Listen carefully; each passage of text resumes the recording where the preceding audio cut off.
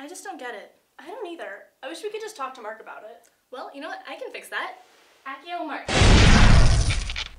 Whoa. What? Where in the world? Shweta, Devin, did you bring me here? Here, can you hold this for a second? Sorry if we caught you at a bad time, but we just had a couple questions for you. Yeah. We were just wondering about genetic drift and gene flow. Well, okay, I can help you with that. It's not what was on my mind right at the moment, but I can always be covered. Well, gene flow and genetic drift. I never go anywhere without my marker. These are two causes of evolution, and we have to keep in mind that there are multiple causes of evolution. These are two non-adaptive causes. Let's start with genetic drift. This is a change in gene frequency caused by random sampling in small populations.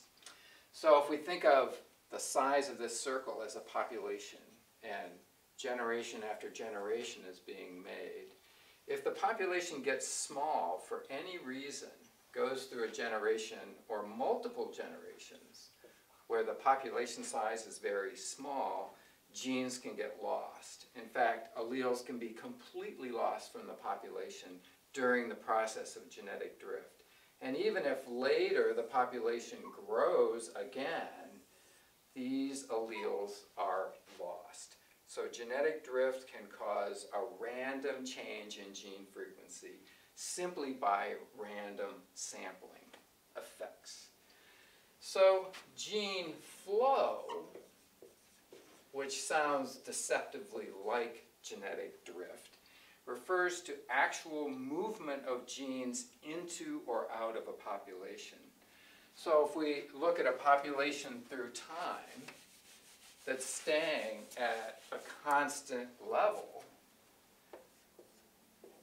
constant population size, but then from outside there are migrants that are in a different population of the same species, and these migrants move in, they can add new genes as they move in, and that changes the population makeup, and therefore it's evolution by gene flow.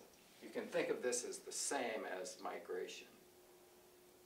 One interesting thing about genetic drift and gene flow, like any of the causes of evolution, they can interact with each other.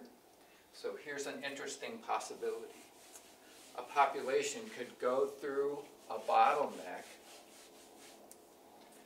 get very small, lose many genes because it goes through such a small population size, and then get large again. These genes are lost in, say, the bottleneck, but they could be regained if there's another population somewhere to add back the genetic variation that was lost.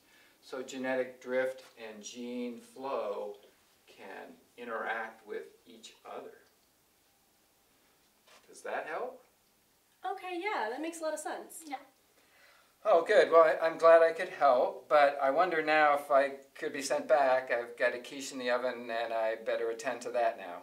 Okay? That's all you. I'm actually only a first year, so I don't really know how to send you back.